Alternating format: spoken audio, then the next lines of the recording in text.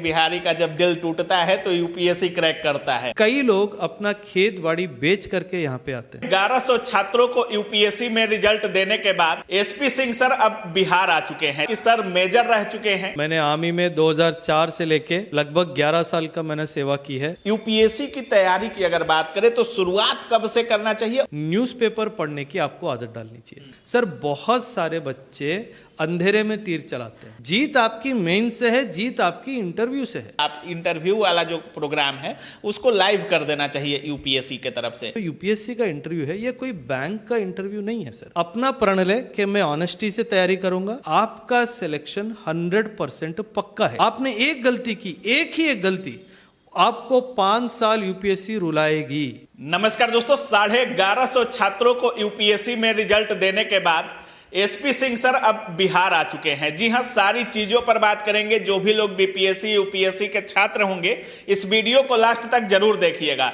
और सबसे बड़ी बात कि सर मेजर रह चुके हैं, तो सारी चीजों पर सर से बात करेंगे। और हमको नहीं लगता कि यूपीएससी के लिए इनसे बढ़िया मेंटर कोई हो सकता है। सबसे पहले सर स्वागत है आपका बिहार में।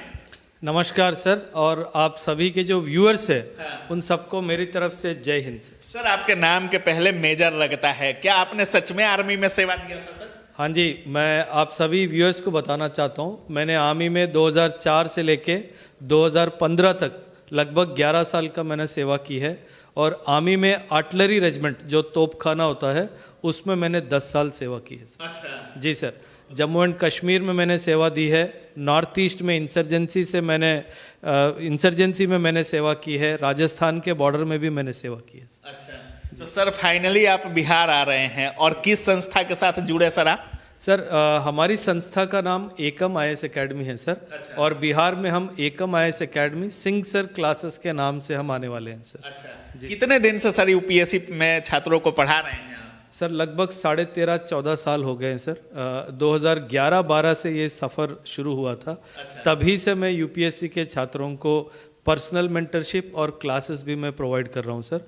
एकम आईएएस एकेडमी हैदराबाद में एक स्थित इंस्टीट्यूट है सर, जो कि साउथ इंडिया पूरे में सबसे जाना माना हुआ इंस्टीट्यूट है सर। 2025 का जो हाल ही में रिजल्ट आया है उसमें कुल 98 रैंक्स एकम आईएएस एकेडमी से आए हैं सर। 98 छात्रों? हाँ जी सर। और आपके जो शहर के पटना के निवासी हैं रविराज जी, जिनको ऑल इंडिया रैंक 20 आया है, उनका भी मैं पर्सनल मेंटर रह चुका हूँ सर। अच्छा, रविराज जो दोनों आंखों से देख नहीं पाते हैं सर। एग्जैक्टली सर, एक बहुत ही एक्सेलेंट स्टूडेंट रह चुके हैं। वो एक ऐसे स्टूडेंट थे सर, जो भी आप उनसे कहें कि ये आपका होमवर्क है, 100% वो करके आएंगे सर। अच्छा। सो एक जो ऑनेस्टी होती है सर, 100% उनके पर्सनालिटी में थी सर। अच्छा सर, यूपीएससी एक ऐसा एग्जाम है जिसके लाखों लोग तैयारी करते हैं, लेकिन सिलेक्शन बहुत कम लोगों का होता है। सैकड़ों में वैकेंसी रहती है सर, और एक भारी तादाद छंट जाता है सर। कोई मेंस के लिए छट गया, कोई प्री में ही छट गया, कोई इंटरव्यू में जा करके छट गया, कोई मेरिट में छट जाता है सर। यूपीएससी की तैयारी की अगर बात करें तो शुरुआत कब से करना चाहिए और किस तरीके से करना चाहिए कि ताकि जल्दी रिजल्ट हो सके? सर सबसे पहली बात सर, जैसे ही बच्चों की 12वीं की परीक्षा हो जाती है सर, उनको अपना मन बना लेना चाहिए कि मुझे किस दिशा में एकेडमिकली अग्रसर होना है, मुझे पढ़ाई किस दिशा में करनी है। अच्छा। अगर यूपीएससी की दिशा या फिर बीपीएससी की दिशा या कोई भी कॉम्पिटिटिव एग्जामिनेशन इस डायरेक्शन में अगर आने की इच्छा हो, तो आपको बहुत सबसे पहले न्यूज़पेपर पढ़ने की आपको आदत डालनी चाहिए सर। मतलब समाज में क्या हो रहा है, आपके देश में क्या हो रहा है, अंतर्राष्ट्रीय स्तर पे क्या हो रहा है, ये सारी चीज़ों के ऊपर आपको एक अच्छी अवगाहना होना बहुत ज़रूरी है सर। सो 12वीं के बाद से ही आपको न्यूज़पेपर पढ़ना बहुत ज़रूरी है सर। लेकिन आप एक सवाल मुझसे पूछ सकते हैं, सर 12वीं के छात्र को न्यूज़पेपर में क्या समझ आएगा? सो इसके लिए बहुत अच्छा आंसर है एनसीईआरटी सर। एनसीईआरटी की क्लास 6 से क्लास 10वीं तक भी अगर आप पॉलिटी इकोनॉमी की 2 किताबें अगर आप अच्छे से पढ़ लें, तो आपको 60 to 65% न्यूज़पेपर में क्या आया है वो समझ में आ जाएगा सर। पॉलिटी और इकोनॉमी, ये 2 सब्जेक्ट, और यहीं से आपका सफ़र शुरू होता है। जैसे आपने 12वीं की परीक्षा दी, आपको अपना एक शेड्यूल बनाना है। 3 साल मेरे पास है, आपके पास ग्रेजुएशन करने के भी 3 साल है, और 3 साल ही के साथ आपके पास तैयारी करने के भी है। हमेशा याद रखें सर, स्टैटिक सब्जेक्ट से अपनी शुरुआत करनी चाहिए। मतलब हिस्ट्री, ज्योग्राफी, ये 2 स्टैटिक सब्जेक्ट है सर, इनके साथ आपकी तैयारी शुरू होनी चाहिए। सर एक बहुत बड़ी बात है सर, मैं शायद आपके जो व्यूअर्स है इस बात को समझ जाएं सर। 1750 का मेंस होता है सर। कितने का होता है सर? 1750 का। अभी देखिए सर कितना ब्यूटीफुल इसमें एनालिसिस है। 1750 के मेंस में सिर्फ 3 सब्जेक्ट आपको 1000 मार्क्स दे देंगे सर। एथिक्स के 250 नंबर, एसए के 250 नंबर और ऑप्शनल के 500 नंबर। मतलब 1750 में से 1000 नंबर की तैयारी सिर्फ 3 सब्जेक्ट की तैयारी में है, और बाकी 750 के लिए आपको 11 सब्जेक्ट्स की तैयारी करनी पड़ेगी। सो बच्चे सबसे बड़ी गलती यही करते हैं कि एथिक्स, एसए और ऑप्शनल जो सबसे ज़्यादा मायने रखता है उसकी सबसे कम तैयारी होती है सर। जो एक टॉपर को और दूसरे स्टूडेंट को जो डिफरेंशिएट करता है वो यही स्ट्रैटेजी है सर। प्लीज़ बच्चों से मैं कब से बोलता हूँ, आप इंटरनेशनल रिलेशंस की तैयारी करते हो, पॉलिटी को रिपीटेडली पढ़ते हो, लेकिन वेटेज तो देखो, एसए का वेटेज देखो, एथिक्स का वेटेज देखो, ऑप्शनल का वेटेज देखो। बहुत सारे बच्चे आप में से ऐसे भी होंगे जो सिर्फ 20% से कम भी हो सकता है कि तैयारी का जो आपका अटेंशन है इन 3 सब्जेक्ट्स पे देते हो। तो सोचिए 1750 में से 1000 नंबर अगर 3 सब्जेक्ट के हैं तो आपको इन सब्जेक्ट्स में महारत हासिल करने के लिए कितना परसेंटेज टाइम देना चाहिए। जितने भी मैंने टॉपर से मिला हूं सर, ऑल इंडिया टॉपर 1 से लेके 20 तक, मैंने जिसका भी एक मार्क्स का एनालिसिस किया हूं, तो एक इसको हम बोलते हैं आयरन कर्टन। ये आयरन कर्टन मतलब लोहे की चादर। लोहे की चादर किसके बीच? एक टॉपर और दूसरा नॉन टॉपर। इन दोनों के बीच की जो लोहे की चादर है इन 3 सब्जेक्ट की है सर। अगर आपका लक्ष्य ऑल इंडिया रैंक 1 लाना है तो आपको अधिक से अधिक समय एथिक्स, एसए और ऑप्शनल पे देना है। अगर आप नहीं दोगे आपका नाम कभी भी टॉप 50 में नहीं आएगा सर। अच्छा सर, जैसे अभी 2 तरह के छात्र हैं। जैसे एक तो स्टार्टिंग से ही लग जाते हैं, जैसे आप कह रहे हैं कि 12 से ही न्यूज़पेपर एनसीईआरटी को पढ़ना चालू कर दीजिए, 6 से 10 तक या 12 तक का एनसीईआरटी क्लियर होना चाहिए। लेकिन अभी 2 तरह के छात्र हैं, एक जो यूपीएससी में कदम रख रहे हैं या बीपीएससी में कदम रख रहे हैं, और एक वो हैं जो 2-3 अटेम्प्ट दे चुके हैं और नहीं हो पा रहा है। कभी छट जा रहे हैं, कभी प्री में, कभी मेंस में, कभी कोई सब्जेक्ट कमजोर रह गया या अच्छा से एग्जाम में मेंटल नहीं हो पाए, मेंटल स्ट्रेंथ नहीं हो पाया। तो उनके लिए दोनों में कुछ तैयारी में डिफरेंस होना चाहिए क्या? क्या करना चाहिए उन दोनों छात्रों को? जैसे शुरुआत में वो कौन सी गलतियां होंगी जो एकदम नहीं करनी चाहिए, और वैसे छात्रों को क्या बोलेंगे जो बार बार कुछ गलतियों की वजह से छट रहे हैं? सर सबसे बड़ी बात सर, आपने एक शब्द का यूज किया, गलती। ये आपकी गलती क्या है इसको कागज पे लिखना बहुत जरूरी है। मान लीजिए मैं आज मई 24 तारीख को प्रीलिम्स का पेपर होने वाला है सर। मई 24 को आप गए और आपने एग्जाम लिखा और आपका नहीं हुआ, मान लेते कि नहीं हुआ। जो 100 आपने प्रश्नों का उत्तर दिया है, मान लो आपने 80 अटेम्प्ट किए हैं, तो उसमें गलत कितने हुए, सही कितने हुए, सब्जेक्ट वाइज आपको एनालिसिस करना पड़ेगा कि मैं हिस्ट्री में वीक था, क्या मैं साइंस एंड टेक्नोलॉजी में वीक था, क्या मैं एनवायरनमेंट इकोलॉजी में वीक था, किस सब्जेक्ट में मैं वीक था, उसको जानना बहुत ज़रूरी है। वहीं से आपकी शुरुआत होगी तैयारी की अगले साल के लिए। अगर आप अगले साल दोबारा बैठना चाहते हैं सर, बहुत सारे बच्चे अंधेरे में तीर चलाते हैं सर, और बच्चों का जो मानसिक संतुलन ऐसा होता है, मान लीजिए मैं इकोनॉमी में बहुत स्ट्रांग हूँ तो मैं इकोनॉमी रिपीटेडली पढ़ता रहूँगा, और मैं हिस्ट्री में वीक हूँ, मुझे सब्जेक्ट से इतना डर लगता है कि मैं सब्जेक्ट को हाथ ही नहीं लगाता। तो उससे क्या होता है, जो मेरी कमज़ोरी है वो कमज़ोरी रह जाती है। सो हमेशा अपना जो वीकनेस है उसको स्ट्रेंथ में कन्वर्ट करने की कोशिश करना, ये एक खिलाड़ी की पहली निशानी है सर। सो पहले तो अपने अंदर क्या काबिलियत में कमी है इसको पहचानना और उसके ऊपर एडिशनल एफर्ट डालना। और दूसरी बात सर, एक बात आप याद रखिए, ये जो यूपीएससी का खेल है ये प्रीलिम्स का खेल नहीं है, ये मेंस का खेल है। कई लोग आपके मन में प्रीलिम्स बहुत डिफिकल्ट है, प्रीलिम्स बहुत कठिन है, तुमसे नहीं किया जाएगा, या 3 साल की तैयारी लगती है, ये सारी चीजें हैं। लेकिन आप एक वही चीज हम भी कह रहे थे सर कि प्रीलिम्स में बहुत लोगों का रिजल्ट होता है, लेकिन मेंस में अधिकतर लोग जाकर छट जाते हैं। यही गलती होती है सर, क्योंकि पहले ही दिन से उनके दिमाग में बस ये एक विचार बैठ जाता है कि मुझे प्रीलिम्स पास करना है।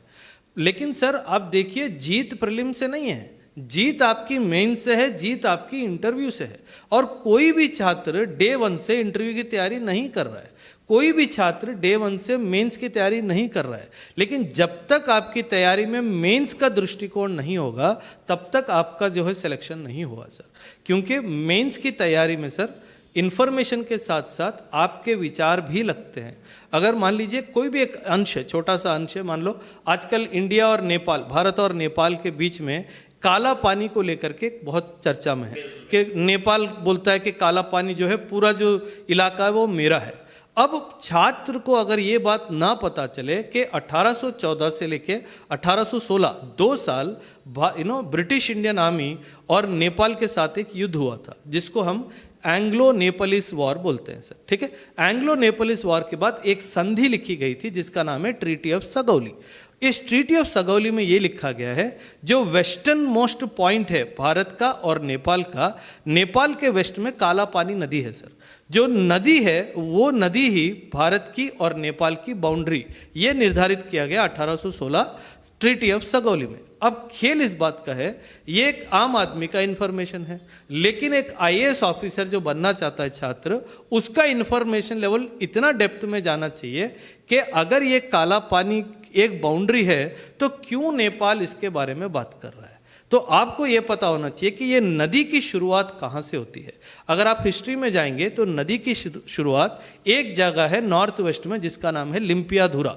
लिम्पियाधुरा में ये नदी का जो है आगमन होता है और पूरा काला पानी क्षेत्र में नदी का बैठा हुआ है। और अभी तो ये ट्रेंडिंग मुद्दा है सर। एग्जैक्टली, बहुत ट्रेंडी मुद्दा है। तो हर एक ब्यूरोक्रेट का जो एस्पिरेंट है उसको ये बात समझ में आनी चाहिए कि काला पानी जो नदी है, नदी का पहला हिस्सा वो बाउंड्री है, सारी नदी बाउंड्री नहीं है। और ये जो लिपुलेख पास, एक आपने नाम सुना होगा न्यूज़ में, लिपुलेख पास का नाम सुना होगा। ये लिपुलेख पास जो है पिथौरागढ़ जिले में आता है सर। और ये पिथौरागढ़ का जो राजा था, ब्रिटिश सरकार को समय अनुसार अपना जो है टैक्स वसूल जो ब्रिटिश सरकार करती थी उसको टैक्स का पैसा भी देता था।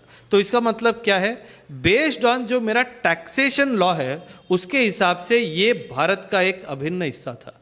तो ऐसे फैक्टर्स के बेस के ऊपर आपको अपनी राय रखनी होगी मेंस में और आपको इंटरव्यू में भी, क्योंकि इंटरव्यू में सवाल ये पूछा जाएगा, बताइए किस आधार पे भारत ये क्लेम करता है कि लिपुलेख पास और काला पानी नदी भारत का अभिन्न हिस्सा है।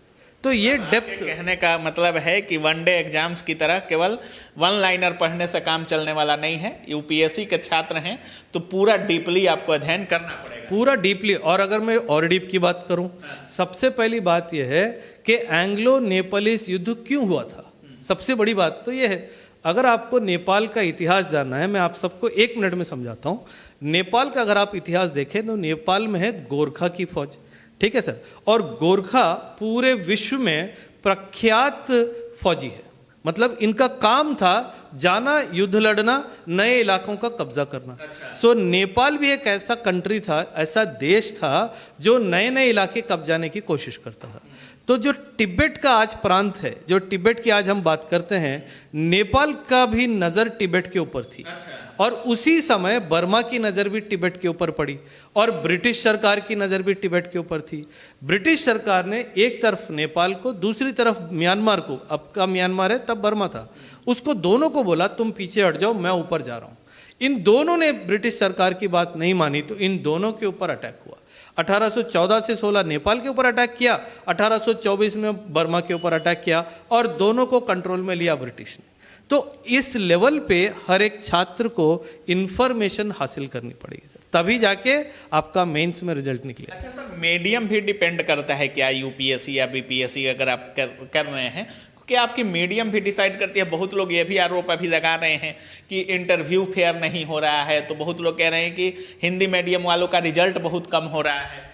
नहीं सर, मैं तो ये नहीं मानता हूँ, कम से कम मेंस के हद तक तो मैं ये नहीं मानूंगा कि उसकी वजह से रिजल्ट खराब हो रहा है। माध्यम जरूरी नहीं है सर। सर इंटरव्यू सच में क्या फेयर नहीं हो रहा है सर? नहीं, फेयर है सर, इंटरव्यू फेयर है। मैं आपको यही बात बताता हूँ सर। कुछ साल पहले कर्नाटका की एक लड़की थी जिसका सब्जेक्ट भी कन्नड़ा लिटरेचर था और जिसने मेंस पूरा कन्नड़ा में लिखा था, उसने ऑल इंडिया रैंक 1 हासिल किया। तो आप बताइए उस लड़की को कैसे आया। सो एक हम ये आरोप लगा देना कि हिंदी मीडियम छात्रों के साथ अन्याय हो रहा है, फिर ये तो गलत आरोप हुआ ना सर, क्योंकि तैयारी आपकी अच्छी है सर। मैं पिछले कई सालों से मॉक इंटरव्यू लेता हूँ सर दिल्ली में, एकम IAS एकेडमी का मॉक इंटरव्यू बहुत फेमस है सर। ये हमेशा से मेरा एक ही ऑब्जर्वेशन रहा है सर। मैं आपके माध्यम से आपके स्टूडेंट से भी मैं यही बोलना चाहता हूँ, आप क्योंकि हिंदी मीडियम में इंटरव्यू दे रहे हैं, आप अंडर कॉन्फिडेंट मत रहिए कि जस्ट बिकॉज क्योंकि आप इंटरव्यू हिंदी में दे रहे हैं इसका ये मतलब नहीं है कि आपकी तैयारी कम है। बिल्कुल ऐसा सर यूपीएससी बोर्ड किसी में भी डिफरेंशिएट नहीं करता है सर। यूपीएससी देखता है कि आपका कॉन्फिडेंस लेवल क्या है और आपकी जो सोचने की क्षमता है वो हमारा जो संविधान है उसके अनुकूल आप सोच रहे हैं कि नहीं। सो और कुछ एलिमेंट से उसको देखता है, लेकिन आपके लैंग्वेज के लिए कोई आपको क्या कहते हैं आपको पनिश नहीं करेगा सर। क्योंकि यूपीएससी में तो कहीं भी मैं कितने यूपीएससी के चेयरमैन के साथ या उनके मेंबर्स ऑफ द यूपीएससी के साथ मैं उठा बैठा हूं सर कई बारी, किसी ने भी आज तक ये बात नहीं कही है कि हम किसी को डिफरेंशिएट करते हैं या किसी के साथ हम इनको नीचे निकालने की कोशिश करते हैं, नंबर जानबूझ के कम देते हैं। मैंने किसी के मुंह से नहीं सुना सर। अच्छा सर, इस समय इस बार का जो इंटरव्यू हुआ उसके बाद बहुत लोग, आप भी देखे होंगे ट्वीट पोस्ट वगैरह, बहुत लोग कह रहे थे कि इंटरव्यू को लाइव कर देना चाहिए। यूपीएससी एक इतनी बड़ी परीक्षा है, देश की सबसे बड़ी परीक्षा है, क्या इसमें फेयर हो रहा है कि नहीं हो रहा है? आप इंटरव्यू वाला जो प्रोग्राम है उसको लाइव कर देना चाहिए यूपीएससी के तरफ से, क्योंकि बहुत लोग कह रहे हैं कि फेयर नहीं हो रहा है। नहीं सर, मैं शायद इसको लाइव करना है इस विचार से मैं शायद बचूंगा सर। मैं इस विचार को सपोर्ट नहीं करूंगा सर। क्या होता है ना, आप मान के चलिए जो 5 लोग बैठ के आपका जो चयन कर रहे हैं, अगर 30-30 साल भी मैंने उनकी नौकरी लगा ली तो 5 तिया 150 सर। सो 150 साल का एक्सपीरियंस आपके सामने बैठा है और आपको एक जजमेंट करने की कोशिश कर रहा है सर। इंटरव्यू ना सर, ये जो यूपीएससी का इंटरव्यू है ये कोई बैंक का इंटरव्यू नहीं है सर। ये इंटरव्यू है पर्सनालिटी का असेसमेंट है सर। जनरली छात्रों को ये लगता है कि मैंने हर सवाल का जवाब दिया लेकिन मेरे नंबर कम आए। कई बार ऐसा होता है सर, पर्सनालिटी टेस्ट में किसी छात्र को अपने नॉलेज का अहंकार होता है, तो क्या होता है बताने के चक्कर में वो कहीं ना कहीं अपने पर्सनालिटी में एक अहंकार या ईगो आप बात करते हैं, या फिर किसी तरह से ठहराव की कमी, किसी तरह हाँ तो एग्जैक्टली। और तीसरी बात बहुत इंपॉर्टेंट सर, इसको हम अंग्रेजी में मैच्योरिटी ऑफ पर्सपेक्टिव बोलते हैं सर। मतलब जो आप सोच रहे हैं आपने क्या इसको एक्सपीरियंस किया है पर्सनली, या कहीं आप पढ़ के रट्टा मार के बोल रहे हैं। सो ये सारी चीज़ों को ध्यान में रख के ही अंक दिए जाते हैं सर। मैं ये भी नहीं कह रहा हूं कि सर किसी के साथ अन्याय नहीं हुआ, हो सकता है इक्का दुक्का के साथ वो उस समय अच्छा प्रदर्शन ना कर पाए हो, उसके चलते उसके अंक घटे हो सकता है बहुत अच्छा छात्र हो, बाहर आने के बाद हर एक सवाल का उसके पास जवाब हो, लेकिन अंदर बैठ के उस स्ट्रेस एटमॉस्फेयर में उसने सवाल का जवाब ठीक से ना दिया हो। सो इसमें भी हो सकता है सर, एक आदमी गलत हो सकता है, 2 गलत हो सकते हैं, 5 गलत नहीं हो सकते। ठीक। अच्छा सर, बिहार आए हैं आप, और बिहार के छात्रों में बहुत डेडिकेशन होता है सर, और कहावत भी है कि बिहारी का जब दिल टूटता है तो यूपीएससी क्रैक करता है। और बिहारियों के बारे में आपने देखा भी होगा सर, अधिकतर रिजल्ट बिहार से यूपीएससी में छात्रों का होता है सर। अगर बिहार में आप आ रहे हैं तो बिहार के छात्रों के लिए क्या स्पेशल करने वाले हैं? ऐसा क्या भरोसा जताइएगा आप पर? अगर बिहार के छात्र भरोसा करें तो क्यों करें, और उनको क्या अलग मिलने वाला है? क्योंकि कोचिंग क्लासेज की कमी बिहार में भी नहीं है। यहाँ से लोग माइग्रेट करके दिल्ली और इलाहाबाद आपके जैसे शहरों में तैयारी करने भी जाते हैं। अगर बिहार में आप पर भरोसा जताए तो क्यों जताए सर? सर सबसे पहले सर एक छोटी सी कहानी है सर। कहानी यह है कि सर मैं पिछली बार जब दिसंबर जनवरी के महीने में दिल्ली गया था मॉक इंटरव्यूज़ कंडक्ट करने के लिए, मैं किसी काम से मेट्रो में ट्रैवल कर रहा था सर। किसी काम से मेट्रो में ट्रैवल कर रहा था और एक बिहार के बच्चा जो मेट्रो में था, स्टेशन पे खड़ा था, मैंने उससे पूछा कि भैया मुझे फलाना जगह जाना है, मुझे कौन सी किस जगह की मेट्रो पकड़नी है। इत्तेफाकन वो मेरे साथ ही मेट्रो में करोल बाग तक आया सर। तो रास्ते में जब उससे परिचय हुआ तो पता चला कि बिहार का लड़का है। तो मैंने उससे अपना परिचय दिया नहीं सर कि आप क्या कर रहे हो, उससे बातचीत शुरू की तो मुझे पता चला वो भी एक यूपीएससी का ही छात्र है। तब मैंने उससे बेसिक सवाल पूछने शुरू किए जो एक आम यूपीएससी एस्पिरेंट को पता होने चाहिए। सवाल मतलब सब्जेक्ट रिलेटेड नहीं, अप्रोच टू यूपीएससी प्रिपरेशन, कैसा उसका प्रिपरेशन चल रहा है। 10 में से 8 अंकों में उसने ठीक से जवाब नहीं दिया सर। करने की इच्छा बहुत है सर, लेकिन करने का माध्यम भी नहीं पता है और करने का तरीका भी नहीं पता है सर, सही गाइड नहीं है सर। और जब मैंने इंटरव्यू भी लिया दिल्ली में सर, 8-10 साल से मैं मॉक इंटरव्यूज कर रहा हूँ दिल्ली में सर। आपने एक स्टेटमेंट दिया था पहले कि बिहार का बच्चा मेहनत करता है। मैं 2 स्टेट्स को इसमें ऐड करना चाहूँगा सर, यूपी और बिहार का बच्चा बहुत मेहनत करता है सर, बहुत मेहनती है, क्योंकि उसके पास कोई अल्टरनेटिव प्लान भी बड़ा नहीं है सर। तो उसके लिए ये एक लाइफ एंड डेथ की बात है। तो इसलिए अमूमन हर कोई बच्चा 4 से 6-7 साल की तैयारी करता है, उसमें अपना पूरा जो यूथ है उसमें झोंक देता है sir. So but despite that क्यों रिजल्ट नहीं आ रहा है? क्योंकि अप्रोच ठीक नहीं है सर, कोई ढंग का मेंटर नहीं है उसको बिठा के समझाने वाला। आपने पूछा आप क्या अलग देने वाले हैं, बहुत सारे कोचिंग सेंटर्स बिहार में हैं सर। कोचिंग से रिजल्ट नहीं आएगा सर, आपको मेंटरिंग करना पड़ेगा बच्चे को। हर एक बच्चे में कोई खामियां होंगी, कोई कमियां होंगी सर।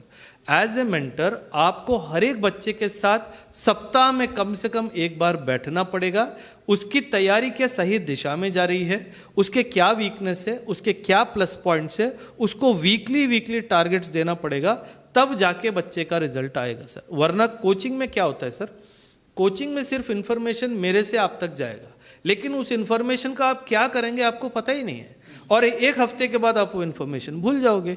सो मेंटर का काम होता है कि हर एक छात्र के ऊपर सप्ताह में एक बार कम से कम आधा पौना घंटा 1 घंटा उसके साथ बिताएं, उसकी दिशा को भटकने न दें, उसके अंदर कमियां खोजे सर। एकम आईएएस एकेडमी जो सिंह सर की क्लासेस मेरी चलती हैं सर, इसका मूल उद्देश्य यही है कि हर एक बच्चे को अच्छा डायरेक्शन प्राप्त हो। और मेरे पास ऐसा है सर, मान लीजिए 800 बच्चे हैं, 1000 बच्चे हैं, पूरे 1000 बच्चों का मेंटरशिप हर सप्ताह होता है। क्योंकि 100% होना जरूरी है सर। मेंटर के बिना छात्र अधूरा है sir. Sir mentor sir, coaching में टीचर होता है, मेंटर में गुरु होता है सर। बहुत फर्क है सर, क्योंकि गुरु एक ऐसा बंदा होता है जो आपके पर्सनल लाइफ में क्या चल रहा है उस पर भी आपको गाइड करता है। मतलब आपका फोकस सर हर एक छात्रों की कमियों को पकड़ना और उन पर काम करना है। एग्जैक्टली आपका पर्सनल लाइफ का प्रॉब्लम को सॉल्व करना, गाइड करना आपको।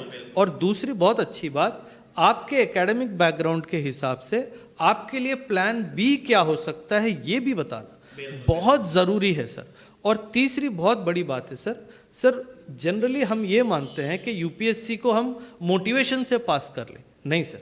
यूपीएससी में फौज का डिसिप्लिन लगता है सर, और एज एन एक्स फौजी मैं हर एक छात्र में वो डिसिप्लिन लाने की कोशिश करूंगा सर। सर एकम के 3 पिलर है सर, एकम के 3 पिलर है। सबसे पहला पिलर है व्यवहार सर। अगर आपका व्यवहार ठीक है तो आपकी सोच ठीक है सर। अगर आपका सोच ठीक है तो आपके कार्य बिल्कुल सही दिशा में जाएंगे सर। सो अगर आपका व्यवहार पे काम किया जाए, उसके बाद आपके पढ़ाई पे काम किया जाए, और तीसरा आपके डिसिप्लिन पे काम किया जाए, अगर ये 3 चीजें हो जाएं सर, मुझे नहीं लगता कि 24 महीने की तैयारी के बाद आपको कोई रोक सकता है सर। इस समय के छात्रों में देखा जा रहा है कि मॉक्स पर कुछ ज़्यादा ही फोकस कर दे रहे हैं। यूपीएससी की तो नहीं कहेंगे, लेकिन बीपीएससी के छात्र मॉक्स पर कुछ ज़्यादा ही ध्यान देने लगे हैं सर। क्या लगता है मॉक्स कितना योगदान दे रहा है इस समय, बीपीएससी हो या यूपीएससी के रिजल्ट में मॉक्स का कितना योगदान है? सर मैं मॉक्स की तीव्र आलोचना करता हूं सर। आलोचना करते हैं और इसलिए मैं बहुत बदनाम भी हूं सर। अभी तो लोग कह रहे हैं कि बिना मॉक्स के रिजल्ट नहीं हो सकता। 0 सर, मैं बिल्कुल 0 की बात कर रहा हूं सर। मुझे शायद मेरी बात कई लोगों को अटपटी लगे, और कई लोग शायद हो सकता है इसके ऊपर नेगेटिव कमेंट्स भी देंगे। अभी तक हम भी सैकड़ों छात्रों का इंटरव्यू किए होंगे जो बीपीएससी या यूपीएससी से हों। बीपीएससी वाले अधिकतर बोलते हैं कि परीक्षा से 1 महीने पहले आप अधिकतर से अधिकतर मॉक पर ध्यान दीजिए। सर मॉक कब दिया जाता है सर? जब आपकी तैयारी खत्म हो जाए। लेकिन ऐसा हो गया है सर इस पूरे यूपीएससी या बीपीएससी इंडस्ट्री में, मॉक देना ही तैयारी का एक भाग हो गया है सर, जो कि गलत है। अच्छा। मॉक आपको तब देना है जब आपका एनसीईआरटी का रिवीजन कंप्लीट हो गया है, जब आपने अपनी क्लास नोट्स का रिवीजन कंप्लीट कर लिया है, जब आपने हर एक सब्जेक्ट के ऊपर मिनिमम एक टेक्स्ट बुक का रिवीजन कर लिया है। अगर आपने ये तीनों चीजें कर ली हैं उसके बाद ही मॉक की अहमियत है सर, अदरवाइज मॉक की अहमियत शून्य है सर। क्योंकि सर सीधी सीधी बात है सर, मैं झूठ नहीं बोलूंगा आपके सामने। मैं एक आपसे प्रश्न पूछता हूं सर, ये मॉक का पेपर कौन तैयार कर रहा है? कौन तैयार कर रहा है सर? जो छात्र फेल हुआ है सर, या जो कोचिंग वगैरह में लोग सर कोचिंग में कौन किसको एम्प्लॉय करता है? जो छात्र फेल हो गया है सर। जो छात्र फेल हो गया है वो सीनियर हो सकता है 1 से 2 बार मेंस दिया हो सकता है 1 से 2 बार इंटरव्यू गया हो, बट अंततः वो एक फेल्ड छात्र है। अगर फेल्ड छात्र आपकी पेपर बना रहा है, मॉक टेस्ट की पेपर बना रहा है, तो क्या वो नंबर 1 हो सकता है सर? सोच के देखिए ना सर। और क्या वो यूपीएससी के स्टैंडर्ड को, यूपीएससी की सोच की धारा को, या बीपीएससी जेपीएससी की सोच की धारा को पकड़ पाएगा सर? सवाल ही नहीं उठता सर। जो यूपीएससी का पेपर है एक एक्सपर्ट द्वारा बनाया जाता है सर, और ये कहा जाता है सर यूपीएससी में खासकर, मुझे बीपीएससी अंदरूनी तो ज्ञान नहीं है बट यूपीएससी का अंदरूनी ज्ञान है, वो भी यही कहते हैं मार्केट में जो सबसे ज्यादा मॉक के कागज बिकते हैं वो हम भी खरीदते हैं और उसमें से यकीन करते हैं कि उसमें कुछ ना हो।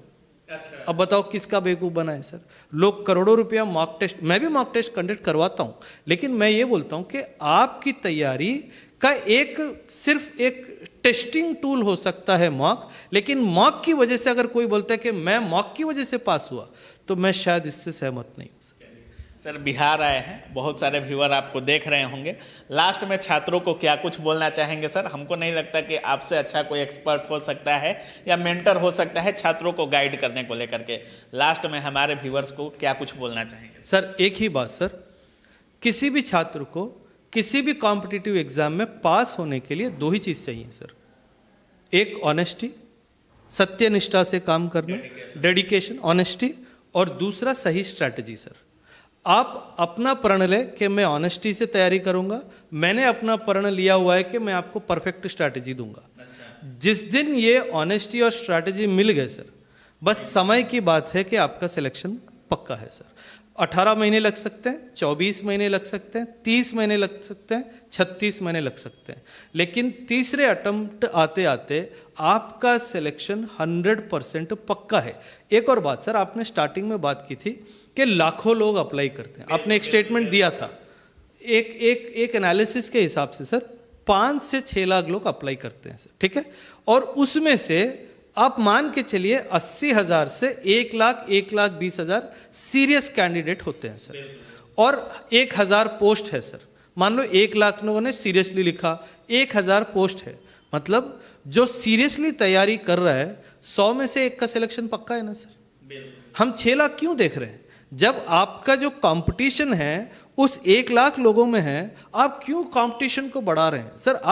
सर सिंपल सर, ऐसा क्यों है कि जो छात्र 12वीं में या अपने ग्रेजुएशन में 80% 90% लाया है, इधर क्यों स्ट्रगल कर रहा है? क्योंकि उसकी स्ट्रैटेजी गलत है। वो पूरी ऑनेस्टी के साथ तैयारी कर रहा है, लेकिन कहीं ना कहीं स्ट्रैटेजी उसकी गलत है। कोई उसको सीधी राह दिखा नहीं रहा है। जिस दिन उसको सीधी राह मिल गई, उसको कोई नहीं रोक पाएगा सर। और दूसरी बात सर, मेरे पास आओगे सक्सेस नहीं होगे सर, ये मैं नहीं बोलता। अगर कोई ये बोलता है नहीं है, हाँ, मैं बोलूंगा भी नहीं सर। अगर कोई ये बोलता है कि मेरा इंस्टीट्यूट ज्वाइन हो जाओ और आप आईएएस बन जाओगे, मैं वैसा नहीं हूं सर। मेरे पास आओगे, मैं आपको सही राह दिखाऊंगा, मैं आपको सही स्ट्रैटेजी बताऊंगा, जहां गलत होंगे वहां छड़ी पकड़ के आपको सही रास्ता भी दिखाऊंगा। बिल्कुल सर, कोई सर इसमें सर होना भी चाहिए सर। क्यों सर? मैं सीधी बात बताता हूं सर, 90% लोग जो यूपीएससी बीपीएससी की तैयारी करते हैं वो मिडिल क्लास और लोअर मिडिल क्लास से आते हैं सर। कई लोग अपना खेत बाड़ी बेच करके यहाँ पे आते हैं सर। सो अगर मैंने आपके पास से 60, 70, 80 हज़ार रुपये लिए हैं, तो मैंने आपके सपने को साकार करने की एक जिम्मेदारी भी ली है सर। अगर उस जिम्मेदारी को पूरी करने के लिए मुझे आपको डांट लगानी पड़े, मुझे आपको डपट लगानी पड़े, मैं तो पीछे नहीं हटूंगा सर। क्योंकि आपके पूरे पेरेंट्स की, आपके पूरे फैमिली की उम्मीदें आपके साथ जुड़ी हैं सर। सर बहुत सारे बच्चों में भी फॉल्ट्स हैं सर। बच्चे एडमिशन लेते हैं, क्लास नहीं आते हैं सर।